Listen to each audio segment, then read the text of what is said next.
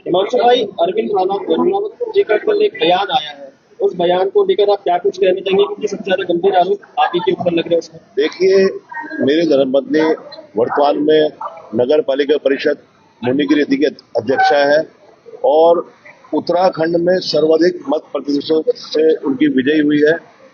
जिस विजय को ये भारतीय जनता पार्टी के लोग पचा नहीं पा रहे हैं और जो ये व्यक्ति अरविंद रैनावत मेरे ऊपर आरोप लगा रहा है वो निराधार आरोप है।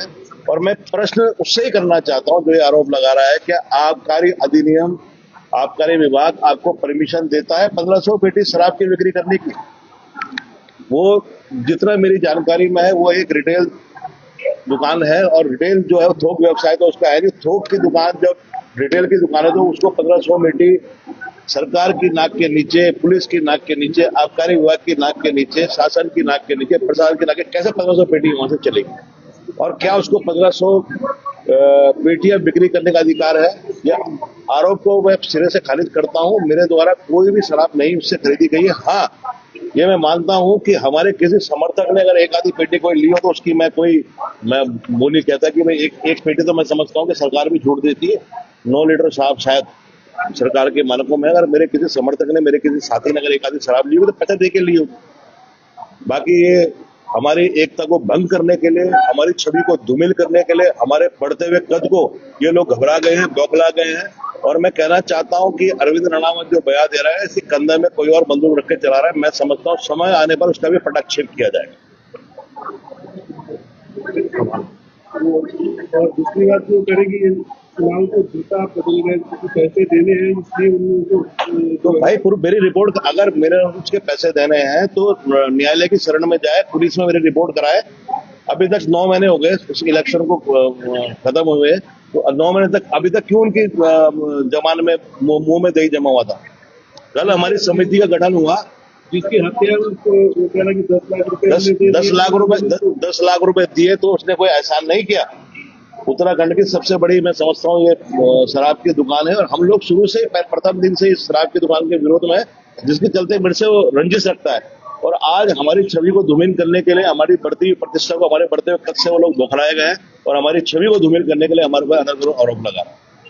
और मैं एक चीज और बताना चाहता हूँ कि इसके खिलाफ मैं शीघ्र मैं उसके ऊपर मानहानि का दावा करने जा रहा हूं। मैं जल्द ही कोर्ट में जाऊंगा, न्यायालय की शरण में जाऊंगा और उसके ऊपर मानहानि का अभियोग पंजीकृत करवाऊंगा। उनका कहना ये भी था कि आप पहले पूर्व में उनके साथ एक साथ रहे, आपने एक साथ पार्टनरशिप में काम किया है। मैं कहना चाहता हूं कि वर्ष 2013 या 12, मुझे ध्यान नहीं है, उसमें एक कंपनी बनाई थी हमने, चंद्रमौलेश्वर एसोसिएट्स। ये कहीं ठेकेदारी करता था और ये मेरे पास आया था कि भैया मेरे पास हैसियत प्रमाण पत्र की मुझे आवश्यकता है और मेरे पास हैसियत नहीं है कि मैं अपना रजिस्ट्रेशन A क्लास में करा पाऊं। तो मैंने उसको निश्चित रूप से उसकी मदद करी थी और मुझे कहने में कोई गुरेज नहीं कि हम लोग 4 लोग उसमें पार्टनर थे, जिसमें एक नवीन रतूड़ी, जय विजेंद्र गोसाई और मेरा नाम भी था, क्योंकि कागज मेरे लगे थे, हैसियत मेरी लगी थी और पार्टनर थे। और मुझे सन ध्यान नहीं है, 1 आध साल शायद हम उसमें काम साझेदार रहे होंगे। 1 डेढ़ साल के बाद हम लोग वहां से मैं हट गया था। कौन किस कंपनी में इस समय साझेदार है मुझे नहीं मालूम। इसके अलावा फिर अब क्या है, ठेके को लेकर लगातार आप लोग, मैं बता दूं, उस व्यक्ति के खिलाफ 2 अभियोग पंजीकृत है, जो कि हमारे स्थानीय प्रमुख व्यवसायी समाज सेवी सतेज सिंह राणा जी के नाम से सभी भलीभांति परिचित हैं। उनके साथ भी इसने ठगी की है। लगभग 4 से 5 करोड़ रुपए का आरोप उन्होंने भी लगाया और एसएसपी कार्यालय में उसकी उन्होंने रिपोर्ट दर्ज कराई है। दूसरा एक कोई अभिनव जिंदल है, जिसने भी इसके ऊपर 5 करोड़ रुपए की ठगी का आरोप लगाया था। वो मामला भी सतेज सिंह राणा जी ने मध्यस्थता करके, जिसकी जेल जाने की नौबत आ गई थी, सतेज सिंह राणा जी ने मध्यस्थता करके वो सुलझाया था।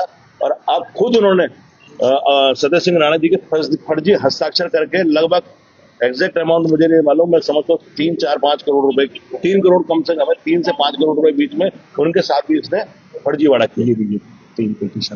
और दूसरी चीज, उसके खिलाफ नगर पालिका परिषद नगर या मुनिगिरी थाने में 3 पेटी शराब सप्लाई करने का भी अभियोग दफा 60 में पंजीकृत है। इसकी भी आप जांच कर सकते हैं। वो खुद अपने आप में मतलब एक ठग टाइप का व्यक्ति है, जिसके खिलाफ 3 अभियोग हमारे थाने में पंजीकृत है। उससे ज्यादा मैं उसके क्या साक्ष्य दूंगा? और मेरे खिलाफ सार्वजनिक जीवन में, सामाजिक जीवन में अगर पूरा एक व्यक्ति को हिमांशु बिजवाण के चरित्र में अगर उंगली उठा तो मैं सामाजिक जीवन से, राजनीतिक जीवन से संन्यास कर, आज तक मैं 2017 में चुनाव लड़ा, कोई बोल दे कि मैंने किसी का 1 रुपया आज तक मारा हो या किसी का 1 रुपया देनदारी हो या किसी के साथ मैंने कोई छल किया हो, कपट किया हो। एक शराब व्यवसायिक जो खुद ठगी का आरोपी है, जिसके ऊपर अभिनव कुमार जिंदल, सतेज सिंह राणा जी सभी बलीबादी, उन्होंने खुद ठगी का आरोप लगाया, वो उस व्यक्ति के कहने पर दिया, मुझे जवाब देना पड़ा, ये भी मेरा दुर्भाग्य है। अगर उसको मैंने उसका कोई पैसा देना है तो वो न्यायालय की शरण में जाए, पुलिस में मेरे खिलाफ रिपोर्ट कराए, उसका जवाब मैं दूं। आपका मतलब साफ तौर पे कहना ये है कि तथ्यहीन बातें हैं, बयान तथ्यहीन है और कुल मिलाकर आपके धरने को प्रभावित करने के लिए बयानबाजी। दूसरी बात, इस सभी को पता है, इस धरना सभी सामूहिक नेतृत्व में और सभी दलों, उत्तराखंड क्रांति दल, कांग्रेस, भारतीय जनता पार्टी, बगैर मोर्चा, सभी लोगों ने सामूहिक रूप से ये आंदोलन किया था। इन लोगों ने पार्टी जो बनाया है, इस पूरे इसमें अरविंद रणरावत ने स्टेट ऑफ उत्तराखंड में इसमें जिला अधिकारी हो गई, एसएसपी हो गए, हमारे एसएचओ हो गए, जिला आबकारी अधिकारी हो गए, हिमांशु मिजवाण, संदीप भंडारी, हम लोग को आरोपित किया ताकि इनकी आपस में एकता भंग हो और कहीं ना कहीं आपस में आंदोलन जो हो वो फूट पड़े। और हम लोग एकजुट होकर इस आंदोलन को जारी रखेंगे, अनवरत जारी रखेंगे। जब तक ये शराब की दुकान यहाँ से नहीं हट जाती है, हमारा आंदोलन जितनी मर्जी कोशिश कर लेंगे, हमारा आंदोलन हटने वाला नहीं है। और हम बिल्कुल दृढ़ संकल्पित हो गए शराब की दुकान को हटाने के लिए। अगर प्राणों की आहुति भी देनी पड़ेगी तो उससे भी पीछे नहीं हटेगा।